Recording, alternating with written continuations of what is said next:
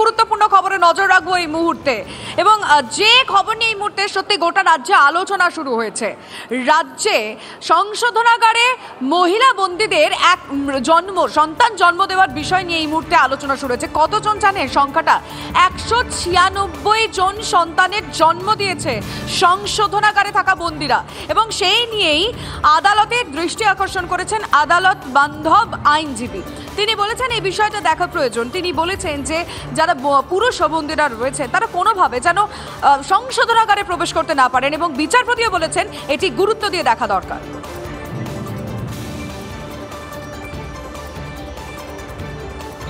এ খবর আমি জানি না কারা এই অভিযোগ করেছেন।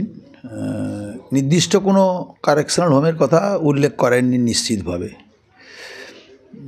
তো নির্দিষ্ট কোনো কারেকশনাল হোমের কথা উল্লেখ করলে আমরা সেটা দেখব, ব্যবস্থা গ্রহণ করব। কিন্তু আমাদের রাজ্যে 4টি ওপেন কারেকশনাল হোম আছে, যে ওপেন কারেকশনাল হোমে পরিবারের সাথে থাকা যায়। সেই ঘটনা হয়তো এই 4টি ওপেন কারেকশনাল হোমে এই ধরনের ঘটনা ঘটেছে কিনা আমার ঠিক জানা নেই, কিন্তু আমাদের ডিপার্টমেন্টেও এই ধরনের কোনো অভিযোগ এসে পড়েনি এ পর্যন্ত। তো হঠাৎ হাইকোর্টে এই ধরনের অভিযোগ হলো, তবে যিনি অভিযোগ করেছেন তিনি নির্দিষ্ট কারেকশনাল হোমের কথা উল্লেখ করুন, তাহলে আমরা ব্যবস্থা গ্রহণ করতে পারব। জেলে থাকা অবস্থায়, সংশোধনাগারে থাকা অবস্থায় 196 জন যদি শিশু জন্ম দিয়ে থাকে, এবং তার মধ্যে একটা বড় অংশ বা প্রায় সবাই যখন সংশোধনাগারে এসেছেন তখন তারা গর্ভবতী ছিলেন না, এটা যদি সত্য হয় তাহলে নারীদের নিরাপত্তা শুধু না, কলুষতার ভয়াবহ জায়গাতে এমনকি সংশোধনাগারকেও পৌঁছে দিয়েছে তৃণমূলের সরকার।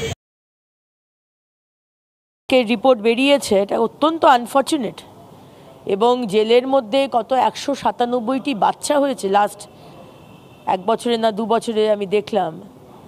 তার মানে এটা রেপ হচ্ছে। আজকে মহিলাদের সেল আলাদা, পুরুষদের সেল আলাদা।